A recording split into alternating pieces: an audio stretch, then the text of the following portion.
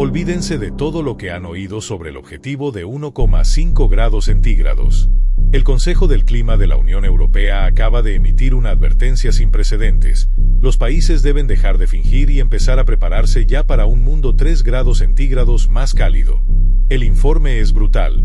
Nuestros esfuerzos actuales se califican de insuficientes y fragmentados.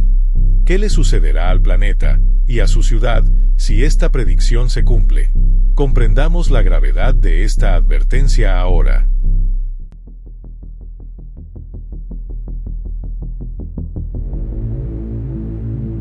Hola y bienvenidos a una nueva inmersión a fondo. Hoy traemos un análisis que, altera por completo las reglas del juego institucionales. Hola, sí. Y no es una exageración, es un giro de guión bastante drástico. Para nada. Antes de empezar, quiero agradecer enormemente la presencia de quienes nos escuchan hoy. Valoramos muchísimo esa curiosidad, ese deseo de comprender temas complejos de verdad, sin sentirse abrumados por el exceso de titulares vacíos que vemos a diario. Desde luego. Es fundamental tener un espacio para analizar las cosas con calma. Y vaya si hay que analizar hoy. El material central sobre la mesa es un documento oficial, el titulado Estrategia de la UE para la crisis climática y la advertencia de los 3 grados centígrados. Un título que ya, de por sí, no invita precisamente a relajarse. Exacto. Nuestra misión de hoy es muy clara. Queremos desgranar el núcleo de este documento, que es breve, pero contundente, y entender qué pide exactamente el Consejo Consultivo de Clima de la Unión Europea y por qué están utilizando un lenguaje tan, severo. Claro. Vale, vamos a desgranar esto, porque el tono de este texto rompe drásticamente con cualquier comunicación previa sobre el clima que hayamos analizado hasta la fecha. Totalmente. A ver, el punto de partida ineludible es comprender el cambio de paradigma estructural que este texto materializa. Históricamente, si te fijas, los órganos consultivos europeos han diseñado sus comunicaciones siempre en torno a la precaución, a la mitigación paulatina. Sí, el clásico mensaje de hay que actuar poco a poco. Eso es. Pero al emitir un informe con este nivel de crudeza, el Consejo está señalando que los marcos de evaluación de riesgos que los gobiernos han estado utilizando durante esta última década han caducado. ¿Ya no sirven? Ya no sirven. Es una reconfiguración de la narrativa oficial. Pasa de ser un llamamiento a la acción preventiva a convertirse literalmente en un manual de contingencia para una crisis que ya se considera inevitable en sus fases iniciales. Y esa transición hacia la contingencia es lo que marca el primer gran capítulo de hoy, que es el aviso urgente y el escenario de los 3 grados. El primer dato clave es que el Consejo ha declarado una, y cito textualmente, alerta urgente. Y aquí hay que detenerse en las implicaciones prácticas. Quienes siguen de cerca las políticas medioambientales saben que las instituciones no escalan sus avisos a urgente por una cuestión de marketing. Claro, no es para vender más informes. Para nada. El texto exige a los Estados miembros que sometan a pruebas de estrés inmediatas todas sus cadenas de suministro y sus infraestructuras críticas. No hablan de proyecciones a 50 años, ojo. Hablan del corto plazo. Hablan de vulnerabilidades que exigen rediseños presupuestarios en el próximo ciclo fiscal, es decir, ya. El lenguaje especifica que los procesos convencionales de adaptación burocrática son sencillamente demasiado lentos para la curva térmica proyectada. Y al elevar la situación a alerta urgente, están demandando que la planificación climática deje de ser, una cartera aislada ahí en el Ministerio de Medio Ambiente. Exacto. Tiene que convertirse en el filtro principal a través del cual se apruebe cualquier decisión de política industrial, agrícola o de defensa. Es transversalizar la crisis en el núcleo duro de Europa. Y aquí es donde se pone realmente interesante, fíjate, porque la advertencia da un paso que políticamente es un campo de minas. Pide de manera explícita que los gobiernos se preparen para un escenario de calentamiento global de 3 grados centígrados. Sí, esa es la frase clave de todo el documento. Abandonamos el territorio de intentar que el termómetro se quede en el 1,5 grados. Piden que se asuman esos 3 grados como la línea base para cualquier proyecto. Y las implicaciones estratégicas de usar los 3 grados como línea base son sísmicas para la economía continental. No es una sugerencia de mitigación, es una exigencia de preparación. Hay que reflexionar sobre la diferencia abismal entre intentar evitar algo y tener que prepararse activamente para ello, porque asumes que viene. para que nuestra audiencia lo visualice claramente. Es como pasar de intentar tapar una gotera en el tejado a tener que construir un sistema de drenaje para toda la casa, porque ya asumes que la tormenta va a entrar por la puerta. Una analogía perfecta.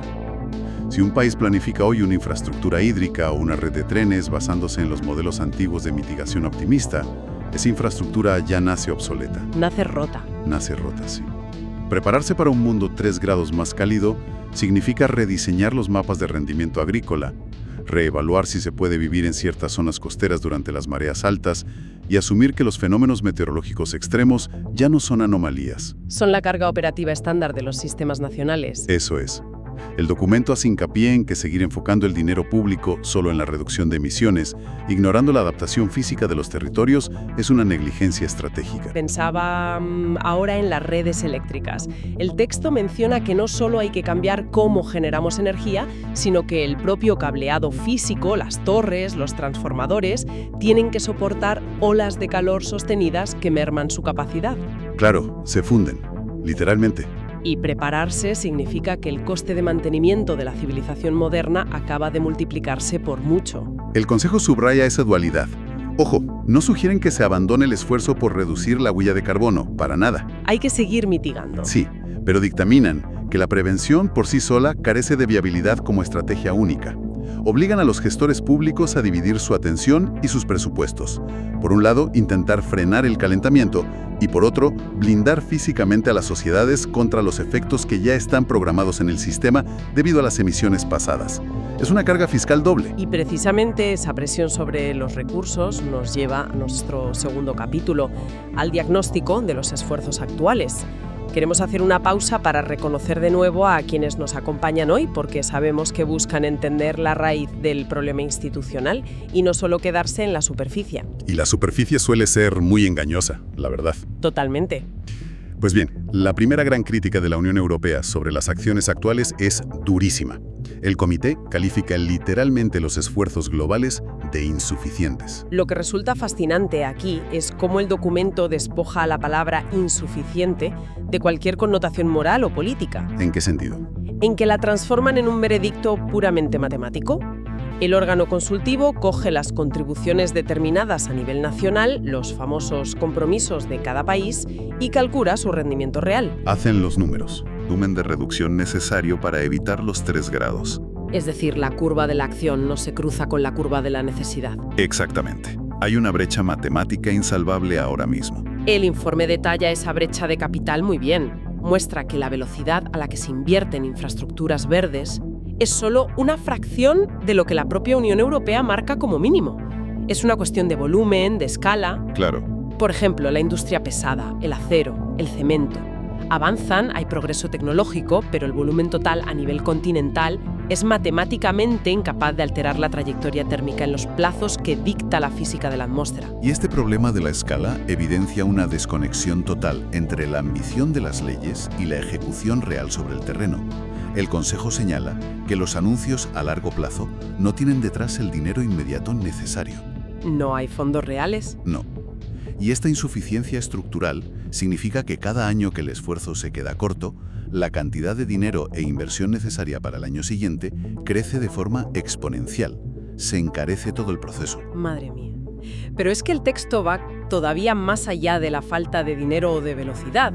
Y aquí entramos en el capítulo 3. La trampa de la fragmentación. El gran obstáculo, sí. El Consejo determina que los esfuerzos actuales no solo son insuficientes, sino que están profundamente fragmentados.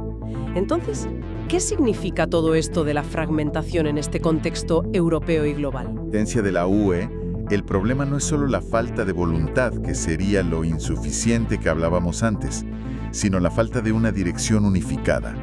Es un fallo sistémico en la gobernanza. Es como volver a la analogía del rompecabezas. Si cada país está construyendo su propia parte del rompecabezas en su mesa, sin mirar la imagen general de la caja que tenemos todos, las piezas nunca van a encajar. Imposible que encajen. Es que el informe lo advierte. A través de una lente macroeconómica, las acciones se están ejecutando en silos nacionales, sin sincronización entre las fronteras. Esto provoca que los esfuerzos, incluso los que están bien financiados, pierdan eficacia. Genera ineficiencias crónicas. Sí, y regulaciones de un estado que entran en conflicto directo con las del estado vecino, neutralizando lo bueno que hagan ambos. Il documento me gusta apuntando al mercado único y a las políticas de energía. Por ejemplo, imaginemos que un bloque de países invierte masivamente en electrificar sus coches y su industria, pero la red eléctrica de la que dependen sigue ligada a subsidios a combustibles fósiles en el país de al lado. Eso anula el esfuerzo inicial. O la falta de un estándar ágil para tecnologías nuevas como el hidrógeno verde. Si no hay una norma común, se crean cuellos de botella burocráticos que espantan al capital privado. Y esos cuellos de botella son la manifestación física de la fragmentación. El informe es tajante. Desarrollar un mercado de tecnologías limpias requiere economías de escala que solo se logran con una integración absoluta. Si los países van por libre. Si van por libre, duplican infraestructuras sin necesidad. Compiten por los mismos recursos, encareciendo los materiales, y fracasan al construir redes eléctricas realmente resistentes.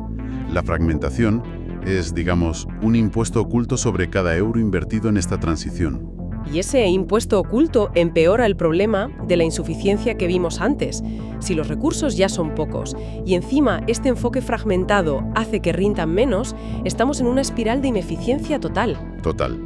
El mensaje es que la falta de un manual de instrucciones común no es un simple problema diplomático, es una barrera física que bloquea la solución y hace inevitable tener que prepararnos para esos 3 grados. No se soluciona solo inyectando más dinero. No, porque si inyectas más capital pero el sistema sigue fragmentado, el dinero fluye por las mismas tuberías rotas y desconectadas. Por tanto, la coordinación internacional pasa de ser algo deseable a ser un prerequisito técnico obligatorio para que cualquier medida funcione. Pues llegamos a la parte final. Toda esta inmersión nos deja con una arquitectura muy clara del problema. Vamos a hacer un resumen estructurado para nuestra audiencia de los 3 pilares que hemos extraído de la fuente. Muy bien. El primer pilar es el cambio radical de postura, esa alerta urgente que nos obliga a abandonar la mera prevención para empezar a preparar activamente las infraestructuras para un mundo 3 grados más cálido. El segundo pilar es ese diagnóstico duro, matemático y sin juicios de valor de que las medidas actuales son insuficientes en volumen para alterar la trayectoria térmica. Y el tercer pilar, que multiplica los problemas anteriores, es la fragmentación. La evidencia de que ir por libre con regulaciones contradictorias anula el impacto de las inversiones. Exacto, esos son los 3 ejes. Y queremos recordar a quienes nos escuchan por qué esta información es tan crucial. Porque este documento proporciona un filtro claro, oficial e institucional para evaluar cualquier futura noticia. Así es. Si mañana anuncian una nueva medida política, ya sabemos cómo evaluarla. Si no es masiva, para dejar de ser insuficiente, y si no está coordinada para dejar de estar fragmentada, la advertencia de la UE nos dice que simplemente no será efectiva frente a los 3 grados. Y si me permites, si conectamos esto con el panorama general, emerge una reflexión final provocadora que me gustaría dejar en el aire para que la audiencia la medite. Por supuesto, adelante. Si las tecnologías para la transición energética ya existen o se están desarrollando bien, y el consenso científico sobre el diagnóstico es unánime en estos órganos, y si el propio Consejo asume que debemos prepararnos para los 3 grados debido a la actual fragmentación, significa esto que la principal barrera para la crisis climática ya no es tecnológica o científica, sino exclusivamente un fallo masivo en la diplomacia y la sincronización entre las naciones? O sea, un fallo puramente humano e institucional. Eso es. Queda para el análisis personal de cada oyente. Una pregunta tremenda para cerrar el análisis a fondo de hoy. Agradecemos enormemente la atención dedicada a desgranar con nosotros este complejo escenario. Ha sido un verdadero placer. Un saludo y hasta pronto. Hasta la próxima inmersión. Así que, si has llegado hasta aquí, es porque te ha gustado el vídeo. Por favor, considera suscribirte al canal. Y por supuesto, un me gusta y un comentario amable siempre son bienvenidos.